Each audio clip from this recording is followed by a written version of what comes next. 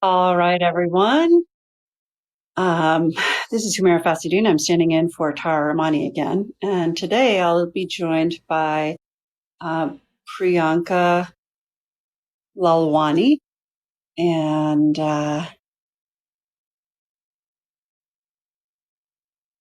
she's gonna join us in just a minute. And I'm excited to meet her. She's been a mentor to real industry students who have been coming to our an hour of mentorship events, and she was at a whole bunch of them throughout the month of May. And she's got a great story to tell. So I'm really excited to have her participate. All right. So, Priyanka, you're just going to want to hit that join button. That please put me on the live stream button. Do you see it? Ah, there it is. Go, bring it.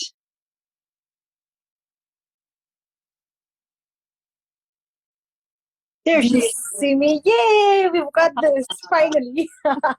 It's great to see you here. Thank you for doing this with us on Instagram Live. Thank you for having me. This is incredible. Yeah. Pretty cool. So I'm excited to get to know you, a fellow Indian, and I I know very little about your story except for what I learned on your amazing website. So rich with resources, and there's some great interviews there. And I'd like to go back to where it all started. And so if you could take us back to a time when young Priyanka was first exposed to music, and then tell me how things unfolded and weave into that your educational career. So I think I can go as early as I was 3 years old. And I remember my father, he had booked some lessons from an instructor. And the deal was that each one gets just 10 minutes. Okay. So me, my two siblings, my mom and dad. So we were five of us. And each one gets 10 minutes. So the instructor came for 1 hour, and each one of us got 10 minutes to learn. So that was the deal. And that's how it pretty much started. That's the earliest memory that I have. And yeah, that's it. That's something that got me interested in music. And here I am. Not very many people remember an early memory that goes back to 3 years old. And that is incredible. It must have been such a defining moment for you. Tell us about when it expanded from 10 minutes to more, and how did you how did you cultivate your music career in those early days? So I remember that distinctly, that I was three, because of my birthday, and also because my instructor at that time, he had a very unique style of teaching. He used to play play popular songs, but play it incorrectly. And his style was basically to have the student correct him. That's fascinating.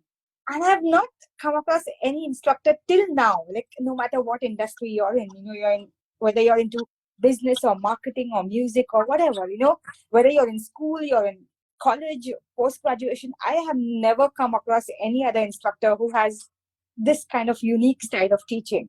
So he used to do that, and I think the earliest memory that I have was that he played the song from the popular movie Nagin, and he played it incorrectly, and it just happened. Like it just came out of me that, so you're not playing it properly. Let me show you how to play it. And I was three at that time, and that's how it started. And then those 10 minutes got extended to 15 minutes, 20 minutes, 30 minutes, and then 1 hour. So that's how it started. And what about your siblings and your parents? Did they also up their game, or did everyone realize, wow, Priyanka has a real gift for this? We should just make this her thing. I don't know exactly what was the thought process at that time. I was too young. But I remember that my siblings, they were not interested in music as much as I was, and they had different liking. My parents, uh, they were very supportive. They were very much interested. But I think they did definitely pave the way to increase the time that I was spending with the instructor. So that much is something that I remember. But I don't remember what was the thought process or what happened at the same time in the mind of my parents and in the mind of my siblings. My guess is that they saw that you had a real ear for it and real talent, and they wanted to nurture that, as many parents do. So tell me, when was where did you take your music career from lessons to performances, and how did that transition go? So that was a very, very difficult journey for me. In school, I was declared a non-singer. So they said that I didn't have the potential. I didn't have the voice of a singer. So that's how it started, and that led to a lot of self-doubt and like just what the hell just happened, suddenly. Yeah. Yeah, and so that's how it, like, pretty much my entire schooling life, I went through that experience for music. And I couldn't understand like what was wrong, and there was a lot of self-doubt and self uh, questioning during that phase. um yeah, go ahead. I just want to say that for all of you who will listen to this video, there's always going to be someone there who says something to you that like leaves you feeling great doubt. And they don't know better. They don't know what's in your heart. They don't know that with uh, that with time and effort, and with a growth mindset, that you can do just about anything you put your mind to. That is, they have it very wrong. And so tell me how you showed them that they had it very wrong. So I didn't actually show to anyone particularly. What happened was that as I grew older, I thought that I can make decisions. So what I did was I went out and I started looking at instructors who are willing to take me as a student. So again, that was another battle. And it is another way of thinking. Generally in India, you are pushed into an environment. But here I was, when I was making a choice of reaching out to different instructors with the experience of a lot of failures and for a long time. So it was deeply embedded in me, and I knew that rejection may come also from the next instructor. So that was my mindset at that time. And luckily, I came across one fine lady, and she was willing to take me in and teach me. And she did tell me about my voice and the uniqueness, and how it is not at par with what you listen to on the radio and the television and the movies, but how I can still, develop it and see where it goes. So that's where that was my next milestone. So smart. So you found an instructor who believed in that growth mindset and could see in you some potential and help you harness it. I love that. So tell me how you what was some of the early successes that you found? Early successes were, actually, I didn't have any early successes, to be honest. I just learned for a really long time. I happened to develop a very good peer system. So a peer support system that happened naturally in that group. So that happened. A lot of failures in the beginning. Live performances which didn't work. People whistling, people hooting. So a lot of that happened. I was scared of going for competitions.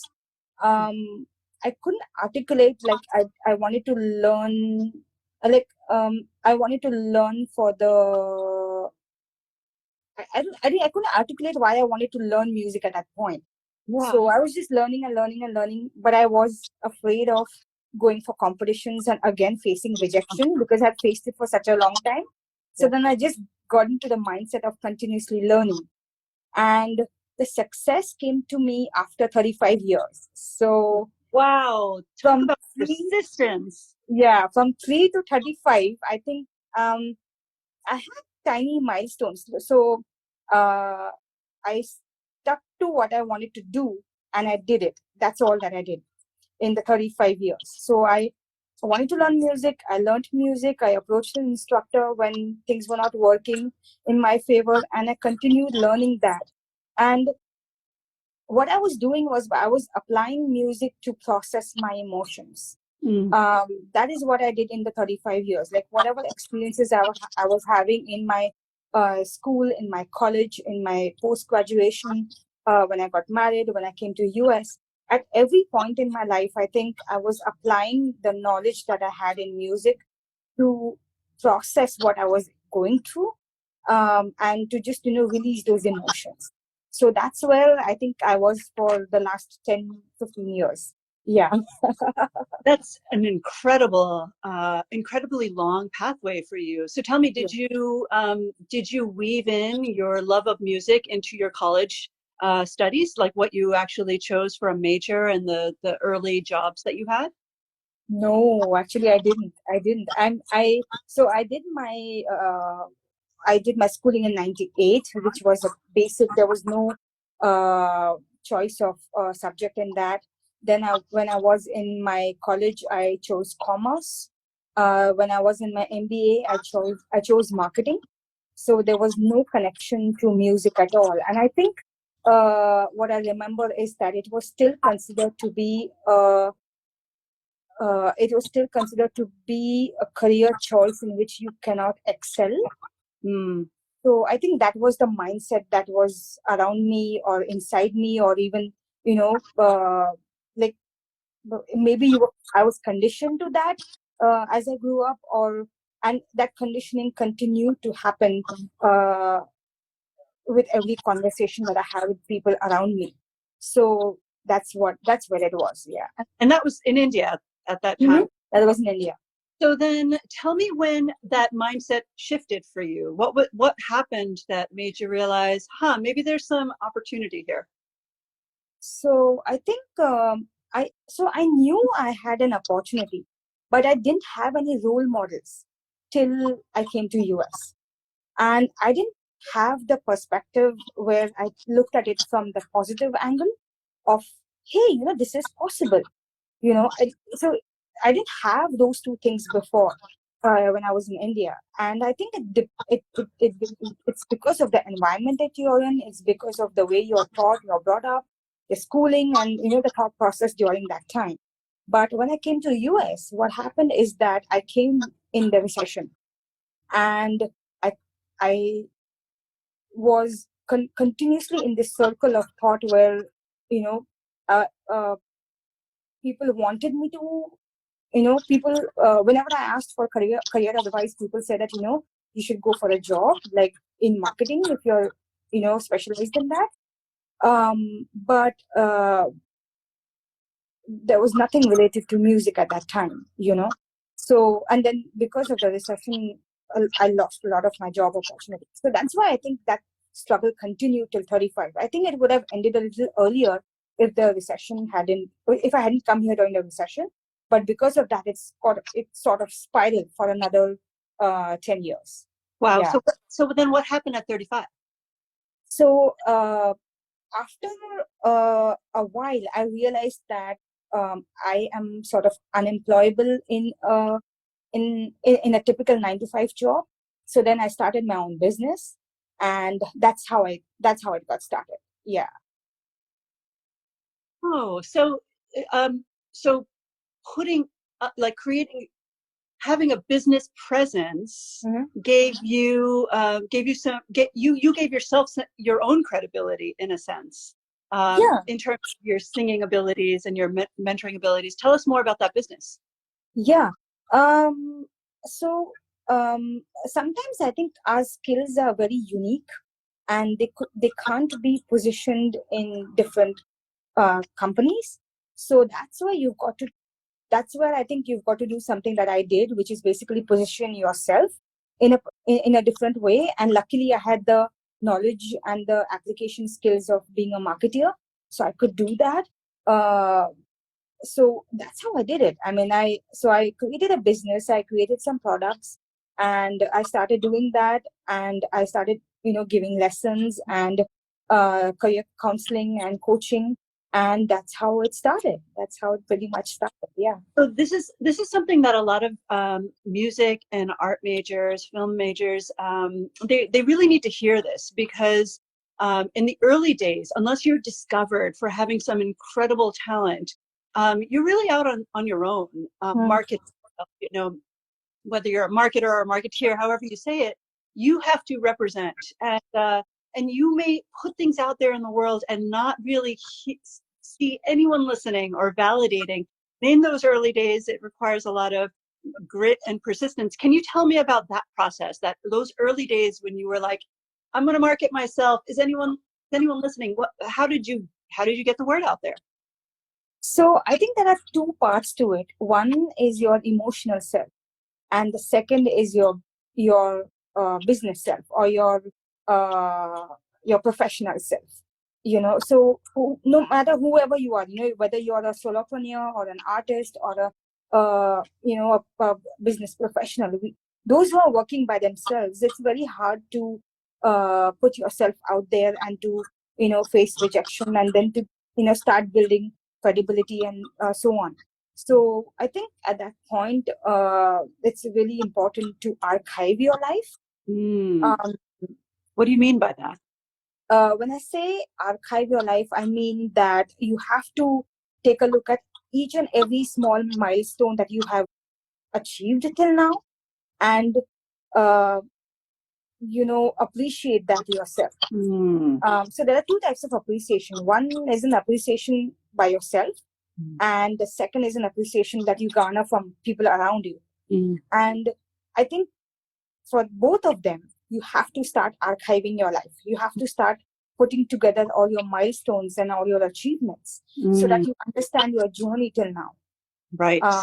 So that's how I sort of got into it. Yeah, got to it. And your website is a great example of that. I see so many different milestones represented, from interviews to opportunities to judge, little handwritten notes as thank yous. You've done such a wonderful job of collecting those artifacts and sharing them with the world. And I suspect that also gives people the assurance that, okay, this is a mentor that I want to hire for my 3-year-old daughter who... Yeah, absolutely. I mean, so tell me about that practice, and have you gotten a lot of clients that way? Absolutely. I mean, that has worked like wonders. I don't know if other people are doing it, but if you archive your life and if you put it out there like that, or if you give it to your marketing team, I think it's a great way to build your confidence early on. I think that's what it really, really does. It helps you be confident. It helps you position yourself, market yourself really well. It helps you speak to people. It gives you opportunities like this, where I'm speaking to people and people are listening in, and I think people are really nice, but for them to understand your story, you've got to put it out somewhere. Right. So yeah, so I think it's an incredible way, and especially at a time with Black Lives Matter and with COVID. Like, I'm working with a lot of black business owners, and I'm telling them also the same thing. Like, this is a historic time. Like, this is a really, really different time. Yeah. So, archive your life, archive what you see, what you feel, what you notice, whatever you're going through, like, just write it down, just archive it somewhere, because this is going to be like a precious moment that you want to revisit again.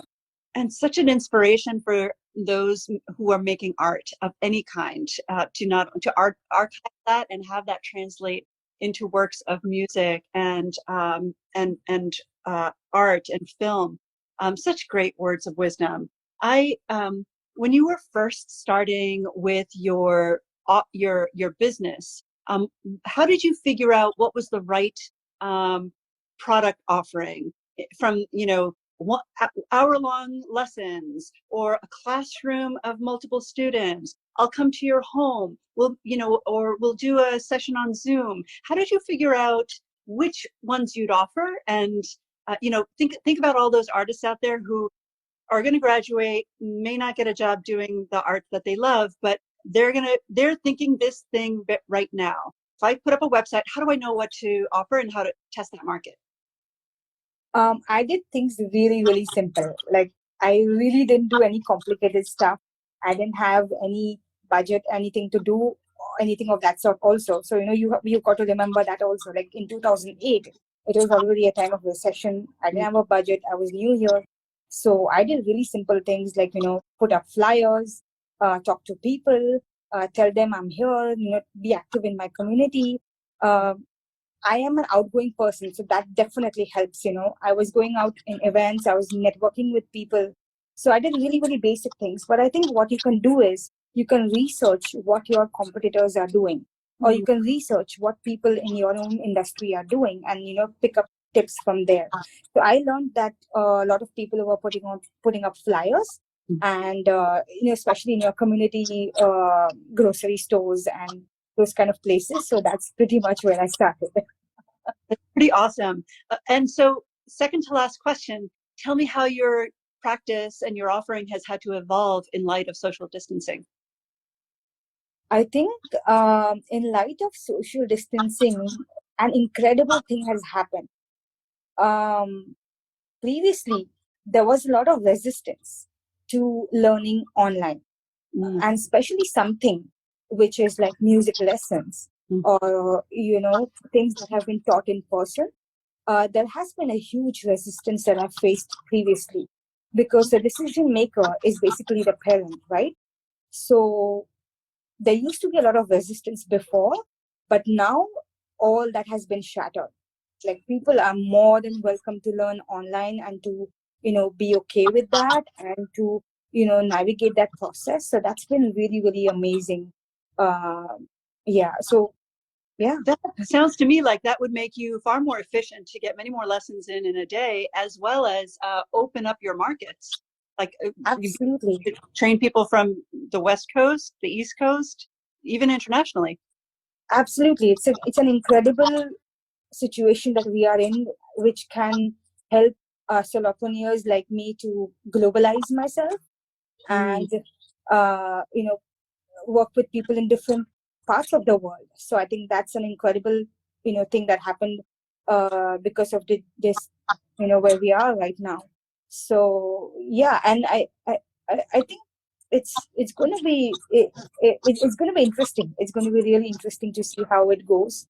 But any kind, the level at which the resistance has been shattered is amazing. Is really, really amazing, and the level of acceptance that people have today in terms of, hopping online and, coming for a lesson, or, hopping on a call and just having a chat with what they want to do in their career.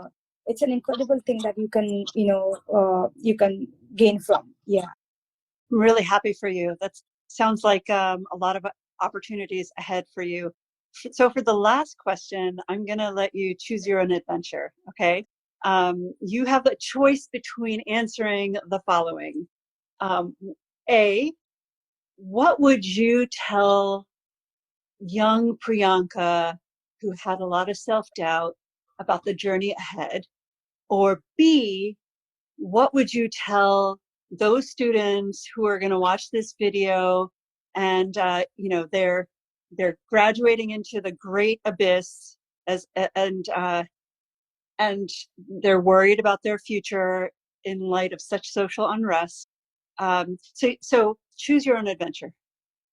I think the best part is that in both the adventures, my answer is the same. Okay. And the answer is to archive my life or archive your life. I think that's the most important thing that you can do for yourself and create a highest level of self-awareness. Recessions will come and go, things like this may come again, who knows? But if you have a high level of understanding of who you are and what you want and why you're doing it, it will become really easy for you to archive your life and to present yourself, in the best possible way in the field of your choice and, achieve great things. So yeah, that's I love it. Archive your life. Another way to say that might be, capture every moment, because there's going to be no time like now.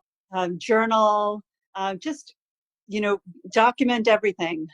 I think, And yeah, the way I would put it is, it's not just the activity, but also understand the impact of what you're doing. Right.